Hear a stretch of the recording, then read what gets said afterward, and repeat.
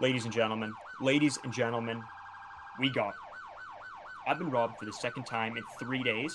I'm losing my mind. You are Locked On Blue Jays, your daily Toronto Blue Jays podcast. Part of the Locked On Podcast Network, your team every day. Welcome back to Locked On Blue Jays. Thank you for making Locked On Blue Jays your first listen every day. We are free and available wherever you get your podcasts and on YouTube, or of the Locked On Podcast Network, your team every day. Today's episode is brought to you by FanDuel. Make every moment more. New customers join today and you'll get $150 in bonus bets if your first bet of $5 or more wins. Visit FanDuel.com/lockedon to get started. Okay, so I want to say precursor to this episode. Before we get rolling, before we get moving and into it here. Carter's in our bathroom right now. I'm in my room. It's God knows what time at night. This was sort of an emergency pod because we got screwed over. So what happened today? You know what? I'm gonna take this back to Saturday night. Saturday night, I had to work the Jets game. It was a late game, 9:00 start. So I'm there from about 6:15 till I think it was like around 1:30 a.m. I walk out. I'm like, okay, whatever. I hop in my car, start my car. I'm on the phone with my brother, and I notice like something sounds weird. Something sounds off. I turn around. My window's smashed. My passenger side window smashed. Bag stolen out of the back. So I was taking some of my stuff home for the weekend. I was going back to Beaujeu.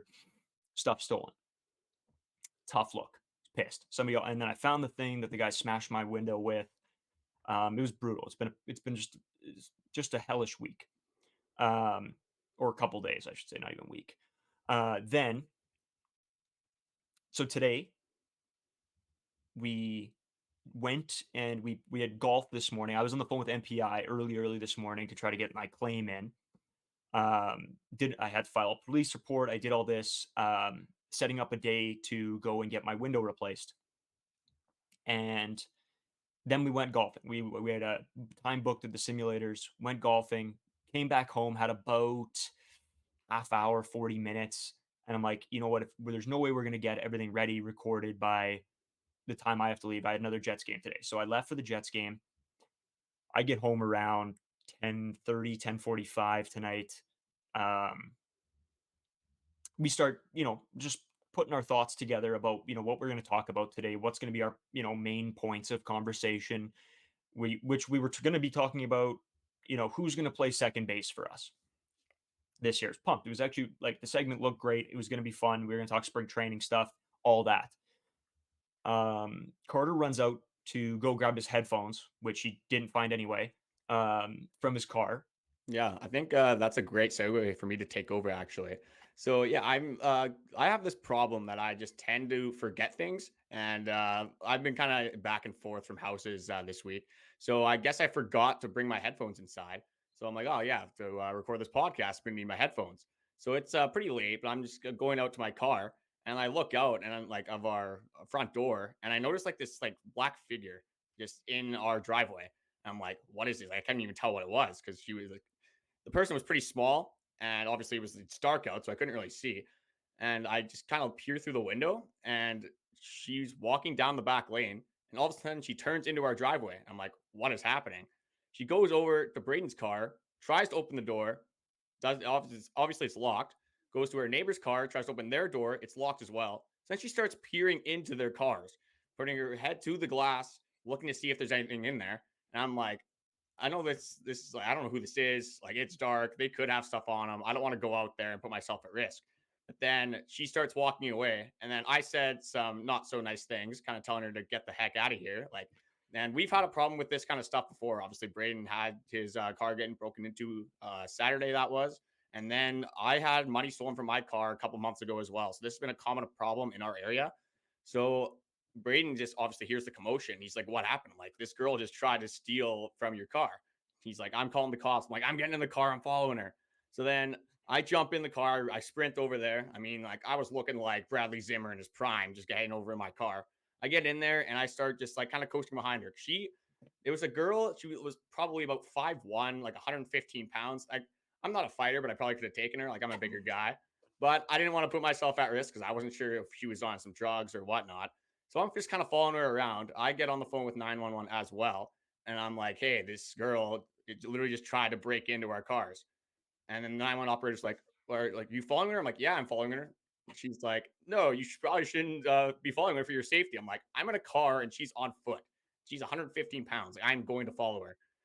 She's like, no, no, I don't think you should follow her for your safety. I'm like, no, we're going to do that. So then she's just asking me a bunch of like descriptive questions, like what she looks like, how tall is she, all this random stuff, as I'm just kind of coasting behind her about a block and a half away. Then she ends up going into this apartment building about 3 blocks away from our house. And So before you continue, I'm gonna say my piece so that we can sort of like match up timelines here. So at this point, Carter's gone, and I'm on the phone with 911. They're like, um, asking me a bunch of questions. What's the address? What's going on? Whatever. And I answer them, and I say, this person tried to rob us, blah blah blah. And she goes, well, you're not.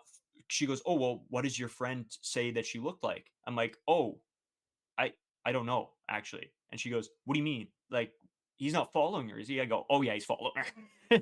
And she goes, "No, no, don't follow her." And I'm like, "He's gone." And she's like, "He shouldn't be following her." So she's like, "I'm sending the police over there." I'm like, "Yeah, that's great. Can you come get this chick?" So I hang up the phone, and I'm thinking, "Oh my god, like I don't know if Carter's on foot."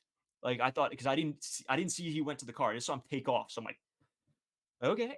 And so I hop in my car and I'm like, I better go find this guy, make sure he wasn't like shot or stabbed or something. You never know. So I laying in a start ditch driving somewhere. around the city and like I'm driving down a couple back lanes. I'm looking, I'm like, I can't find him. Like, I'm like, oh my God. So I'm phoning him. No answer. Finally, I get back to the house. I get back inside and he calls me. He goes, hey, I'm over here by this apartment building. So I'm like, okay, great. I'm making my way there. So I rip over there. She's sitting in the lobby of this apartment building.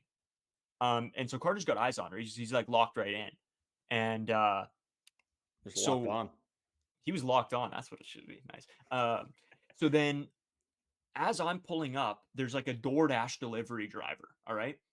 And I looked over and I'm like, oh my goodness, he's about to go in this building. I'm like, we don't know if this chick has something, if she's got, if she's on something, whatever. So I'm like, I yelled to Carter. I'm like, yo, let him know. Or we were on the phone actually. So I'm like, yo, let this guy know. Make sure he doesn't go in there. And Carter Yeah, tells him, I'll take over again. I'm like, hey, like we're not sure like what's going on here. This is the situation. Like this girl just tried to rob our cars. Tried to like, I'm not sure what she was trying to do, but she was trying to get into our cars. And she was. I also forgot to bring this up. She was carrying around this like a garbage bin, like literally like something that like the garbage truck would come and like dump into their truck. Like she had one of those for I guess for her heist, whatever she was planning on her doing. ice. So She's a she had GTA that. 5 And character. that was like the first thing like that I told them. I'm like, she's pretty obviously identifiable. Like she's the only one in the city that's going to be carrying around a garbage bin. So she goes into this like the apartment building, but is one of those apartment buildings where you needed to buzz in or you need a key or something to actually get into the lobby. But then this DoorDash guy comes up and I'm like, dude, you probably shouldn't go in there. Like this girl's kind of sketchy. Like we're not sure what's happening. And he's like, oh, it's okay. I gotta like deliver this food. Like I don't want my rating to go down. I'm like, okay, like screw your rating. Like you don't know what's going to happen to yourself. But I think he saw the girl and he was again like not a huge guy, but like bigger than obviously 115 pounds. So I think he was like, I'll kind of take my battles here. So then he texts the girl. It's about like looked like a 15-year-old girl. She comes down, walks by the girl that was stealing stuff from us, and she just like pays for her stuff and it's like a regular day for her, and this is all happening at like 12:30 at night, so it's like still it's pretty late. Obviously it's not light out whatsoever. So then she's inside the door like in the lobby and we're like, oh well, we're kind of screwed now, like she must be gone. Yeah. And then we're waiting for the cops. The cops took the guys were cool, like the people that came were awesome, but it took them a while to get there. So me and Yeah. Braden were kind of So just sitting there waiting. I'll give it back to you to explain the rest. yeah, so we're sitting there waiting, and obviously the cops phone me, and they're like, "Hey, we're 5 minutes away. Do you still have eyes on her?" I'm like, you know what? I'm not sure. I'm not sure if they let her into the actual building when they opened the door. Turns out they did. So I'm on the phone with the cops, and I'm like, "No, look great. Thanks a bunch. Appreciate it." The guy shows up. I go, buddy, the delivery driver let him into the building. Let her into the building. He goes, DoorDash. And he walks inside this building. And yeah, and they're looking around inside the building, looking around. Then they come out. And we're like, they don't have the girl with You're them. like, oh, she must have got away. Like, damn it, they missed her. Yeah. So then we're talking to the cops. He's taking a bit of information from us, just whatever. And then she peers her head in to the side of the door, and I'm like, that's her. That's her right there. And the cop goes, oh, okay, cool. Walks over there. And I'm going to play you the video of when they bring her outside. I'm going to play that right now. This is going to look terrible because I shot it on my phone, but I wanted to make sure we got the video. Me and Carter are sitting car to car beside them in front of this police car. So here's the video. We got two for you, actually. So here's the first one. Car tries to get robbed. This chick was the one that tried to rob us. This would have been day 2. Me and Kit jump. Blue Jays 1, criminal 0. Let's go.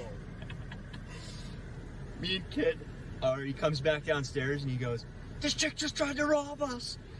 He's like, I'm following her. Get in the car. Get in the car. Good thing I wasn't on a man trapper growing up because I was on her. So we're not sure what's happening. The police are here being beauties. We support the boys in blue and the ladies in blue. Good people doing their job. My car just got robbed 2 days ago, and this chick tried to do it again, not at the Locked On Blue Jays house. We're ready to invest in some surveillance here, I think. It's getting ridiculous. Yeah. So we take this video, and they're just sort of chatting to her, not really saying a whole lot. The guy comes over, gets some more information. The police officer, good dude.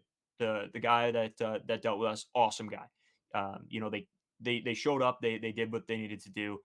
And then we're sitting there, and Carter gets this video.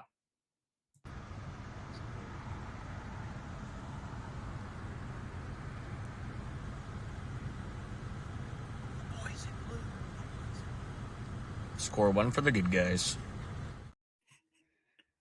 Yeah, Locked On here, we're just helping picking up the trash in the community. She was obviously going around town just trying to get into any car she could. So I guess you could say we're kind of local heroes around here. Well, we did our part. We got to give cap tips to the police. They did fantastic. The 911 dispatch lady that we dealt with on the phone, she was fantastic too.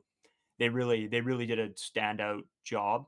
It was one of those things where I'm still dealing with one of these break-ins at a different location. So this was at my work.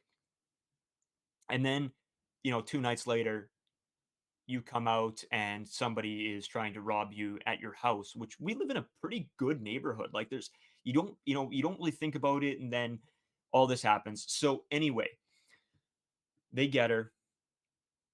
Odds are she's going to be back out tomorrow, but we really, we're not sure how this all works, but it was interesting at least. And then it's a good thing that they had lead investigator Carter first on the scene, or else this crime might have not have been solved. Yeah, Carter, he's obviously watched a couple documentaries, and he was following her. He's watching some True Detective or whatever. And then so we get back to our place, and our neighbors pulled up in their car. So there's in one of the parking spots. And so I get out of the vehicle and I'm like, hey, just letting you two know, we were just, about to get robbed anyway. Make sure you guys lock your cars and whatever. And great people, they're awesome. They, said thanks, whatever. But yeah, just sort of a absolute bonkers night. You know what? I'm exhausted. I'm just dead right now. So anyways, the point of the story is Carter's in a bathroom. Yeah, it is at this point is 1:58 in the morning. We are grinding. I mean, we're just producing content for you guys here. I know we kind of drew out the story a little bit, but this is just the first time this kind of ever happened to us. Obviously, not too common that we almost get robbed. Especially, it was funny that I just happened to be going out at that exact moment to get my headphones. It was literally like out of a movie because of just the timing that I just saw her starting to go down the back lane and took a complete 50 or a 180 turn and just came right at our cars like that. So speaking of that, we're going to get into our winners and losers of the night. Get buckets with your first bet on FanDuel, America's #1 sports book, because right now new customers get $150 in bonus bets with any winning $5 bet. That's $150 if your bet wins. Bet on all your favorite NBA players and teams with quick bets, live same game parlays, exclusive props, and more. You can bet that Locked On Blue Jays will stop the crime around the city. That's going to be a new bet line they're going to have to throw in there. It's going to be how many crimes can these guys stop per week? We're going to have to keep track of a statistic for that one for sure. Well, we're 1-1 right now, but I also put down some NHL bets today. I lost on all of them. Did not win one. So we're not looking good. Or I didn't win one. That's a But common reoccurrence for you so far. It's not looking great. no, I'm losing. I'm in the negatives right now. I'm going to have to But start fading you right away. you know what the problem is? Is I'm not using FanDuel's created parlays. I'm creating my own when I should just roll off of FanDuel's, because they probably know better than I do, and they'll probably help me actually win some money. So just visit fanduel.com/lockedon and shoot your shot. FanDuel, official sportsbook partner of the NBA.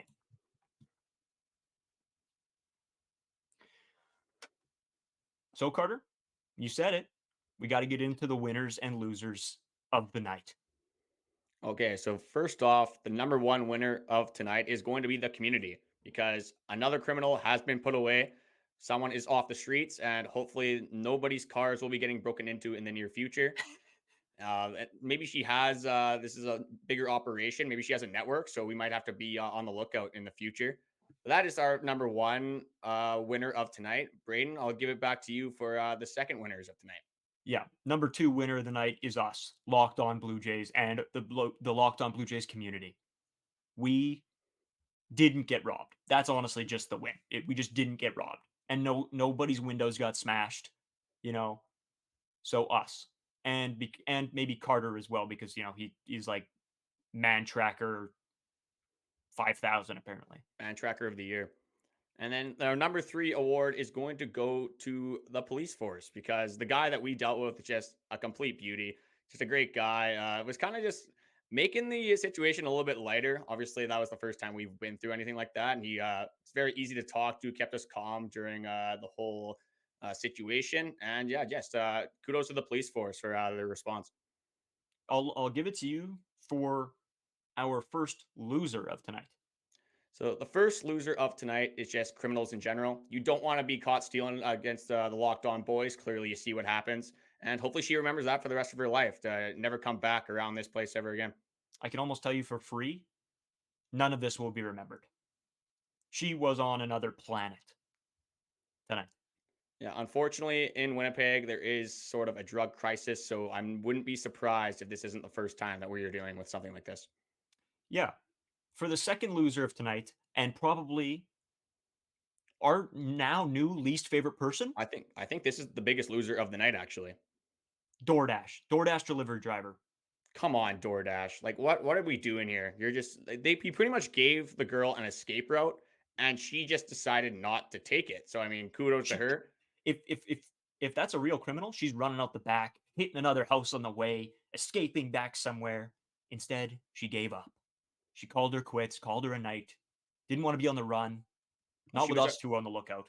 She already tried to go on the run for about 15, 20 minutes, but I was just on her like a hawk. She knew she wasn't going to give me the slip. So she's like, oh, why waste my time? He's going to be right on me again anyway. Yeah, there's no stopping the Locked On boys. And yeah, so this was fun. This was horrible, honest to God, horrible. Because now I still got to go get my window replaced, and I have to file a second police report. Yeah, and I'm having to finish this podcast in the bathroom because our roommate is trying to sleep and it is late. So I mean, yeah, he's got that's the sacrifices we make for the podcast and for the content grind. It is what it is. So yeah, I wanted to say this as well. So it's whatever 2 a.m. I still have to edit this podcast. Secondly, I didn't want to be doing this now. I could have done this when I got home, and instead somebody tries to rob us. So our buddy's got an interview tomorrow. So good luck to him, first of all. Second of all, I wasn't the one having to get punished and be in the bathroom. That was Carter. So that was sick. Another winner of tonight is me for not having to be in the bathroom. And then Carter, you probably lost a little bit today. You were sort of on both sides.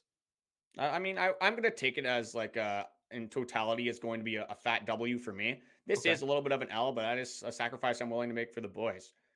You know what? We can't make this episode and not talk about the Blue Jays. We did find a bunch of spring training stuff that we did want to go over, a bunch of people, interviews, quotes, stuff like that. So we want to let you guys in on what's going on with the Blue Jays. But first, I think they still haven't tuned into the 24/7 streaming service, Carter. Yeah, it is still available for them to tune in whenever they feel like it. They want to tune in at the time that we're filming this podcast, 2 a.m. It's going to be up for them. They want to tune in right in the morning at 10 a.m., 9 a.m., whenever they wake up, then they can do that as well. Just go to our 24/7 Locked On streaming channel on YouTube and subscribe. So today's episode brought to you by Game Time. Game Time is unbelievable. Me and the guys went out to a Jets game. I've told this story before. It was so good. We were 4 rows from the glass watching the Winnipeg Jets for like stupid cheap, like easy money, cheap. It saved us so much money that we were able to go out and buy more beers because that's how cheap it was. And we knew exactly what our view was going to be because it has a little viewfinder. It was unbelievable. Game Time. I just put in the code locked on, and it saved me $20 off my first order. It was nuts, and the tickets were cheap already. So it was like, oh, $20 off plus, you know, it was like half the price of that ticket. Like it was nuts. So Game Time is the best way to get your tickets. See the view from your seat. Like I said, all prices are shown up front. So there's no guessing, and you know you're getting a great deal before you check out. They have like these little like green or red or dark green or light green little buttons, so you know that what you're getting, what seat you're getting is at a good value. Game Time has deals on tickets right up to the start of the event, and even an hour after it starts. It's the place to find last minute seats, find exclusive flash deals, sponsored deals on tickets for football, basketball, baseball, concerts, comedy, theater, hockey, movies, and more. With zone deals, you pick the section and Game Time picks the seats for big time savings. And then the Game Time guarantee means you'll always get the best price if you find tickets in the same section and row for less. Game Time will credit you 110% of the difference.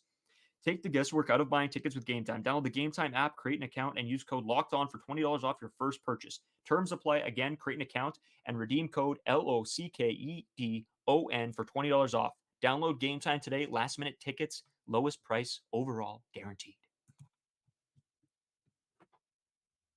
Time for some Blue Jays talk, Carter. Yeah, a little bit of an unconventional episode. Obviously, we have to give the Blue Jays fans at least a little bit of Jays content. It wouldn't be a Locked On podcast without talking about the Blue Jays. So I'm going to leave it over to you to get them into our first spring training talk. Yeah, so first of all, Caitlin McGrath, we had her on the episode. She does an amazing job covering the team as well. She writes amazing articles. She talks to the players. She talks to everybody. She knows what's going on. She's locked in or locked on. There you go. And she actually got some quotes from John Schneider about Vladdy. So I found it really interesting to see what John had to say about them. So he says at first, he looks great. He put in a ton of work. He loves that he's prepared.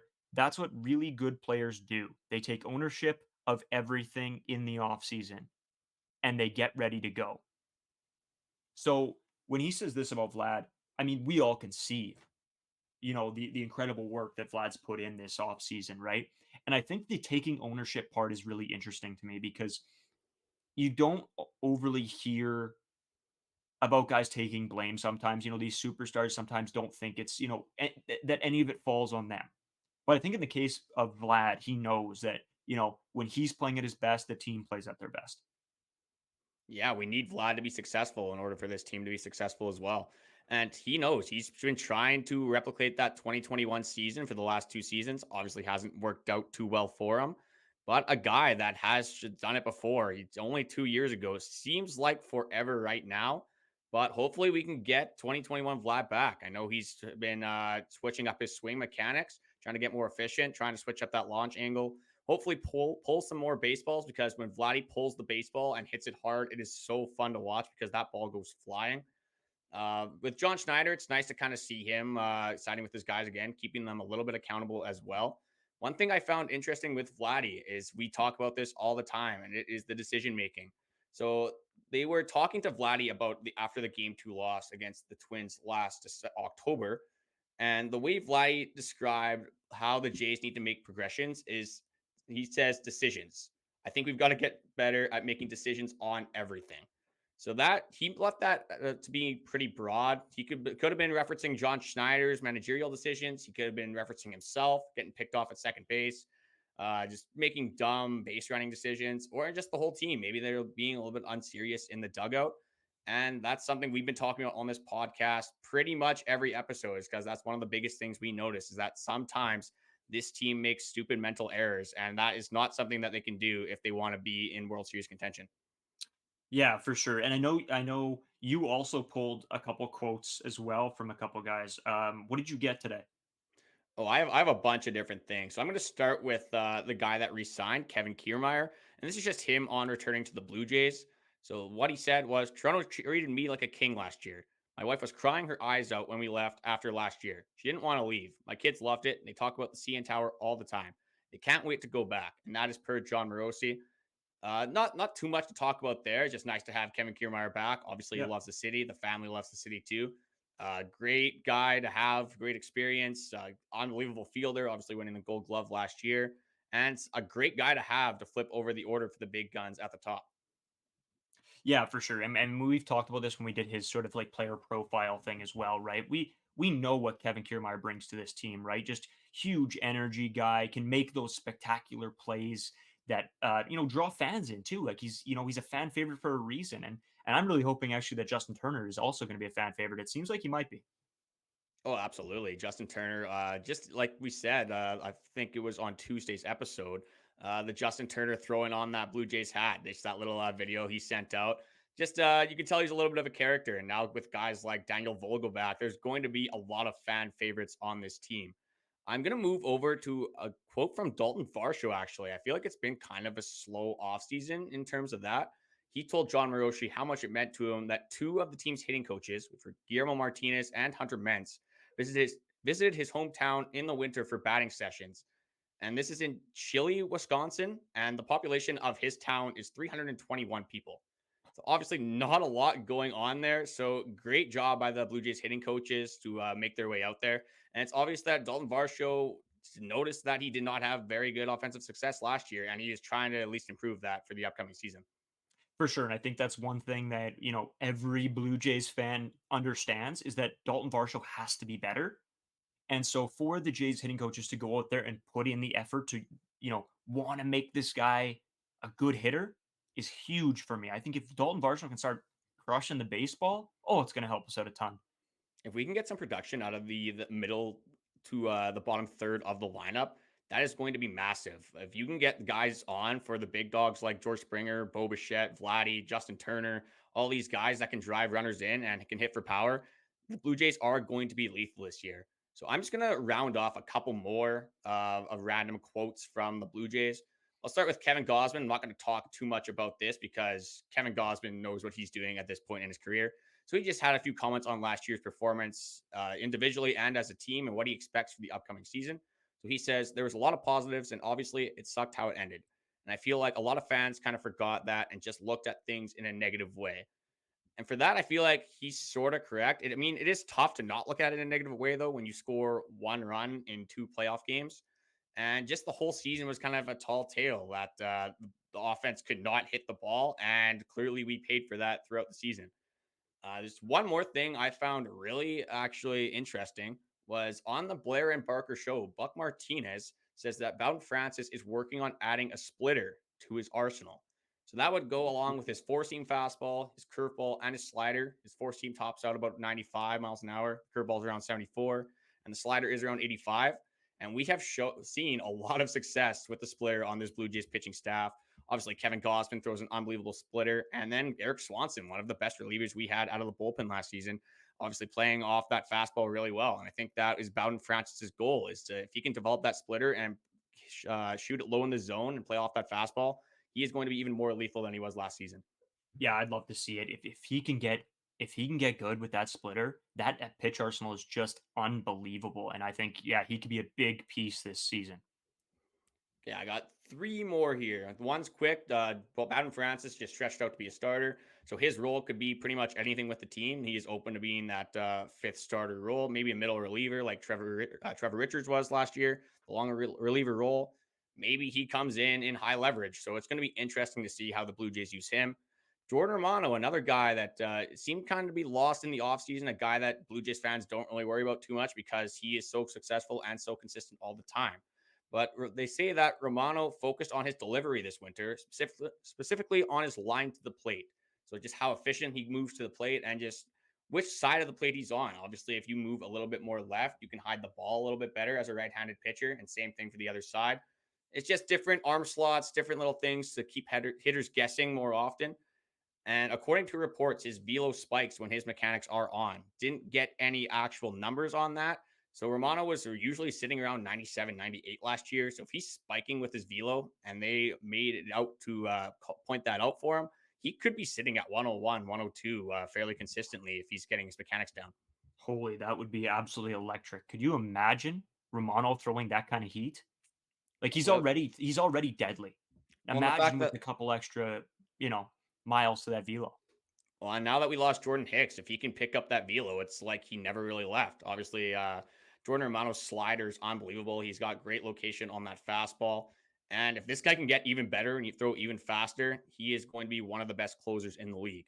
The last quote I'm going to have is actually about Justin Turner, and that is per Shai Davidi.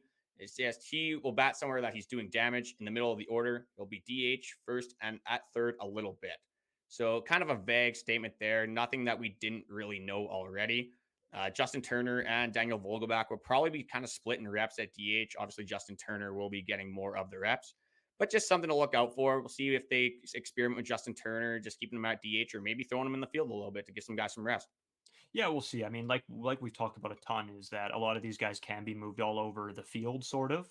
So it'll be very interesting to see where people start first of all, and then by the middle to end of the season, how many reps each of them get at each position.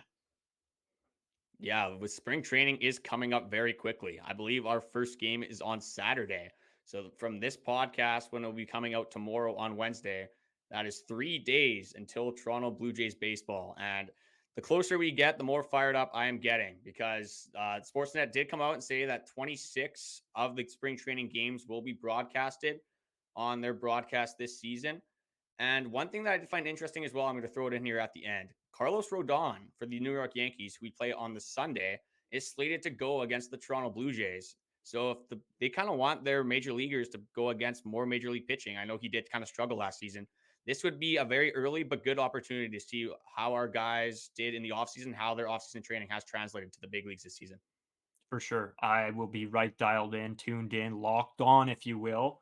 We want to thank you guys for watching. This has been a very strange episode. We know that. But like when stuff like this happens, we think, okay, you know what? We can come on and just talk about Blue Jays, or we can tell you honestly what happened. And we're being real. This stuff happens. We're fans, but sometimes life gets in the way. Um, and yeah, life got in the way a little bit today and over this past week. So it's been crazy, but we want to thank you guys for sticking with us, tuning in. And yeah, we're gonna be pumped. This week we got some cool segments. Carter's built a couple cool segments up. So we're ready to have some fun and yeah, get into spring training here. Just before we head out here, I do want to bring up our Locked On 24/7 streaming channel one more time. College sports, basketball, NHL, pretty much any sport that you are going to want to tune into will be on our Locked On 24/7 streaming channel. So just go over there and subscribe whenever you guys feel like digesting your sports content. Just wanted to say thank you guys for watching. Braden's always active on Twitter. He's pretty much squirreling at all times throughout the day. So his Twitter is Braden5Owasco. My Twitter is Carter First 2. As the season progresses, I'm going to become more active on that. Thank you guys for all of your support, the likes, comments, the subscribers. We're always appreciative of that. And we'll kind of return to more of a regularly scheduled episode tomorrow, assuming that we don't get robbed again. For you, Braden, it's not looking too good. We might have another robbery story coming at you tomorrow. Yeah, I'm praying right now. And you know what?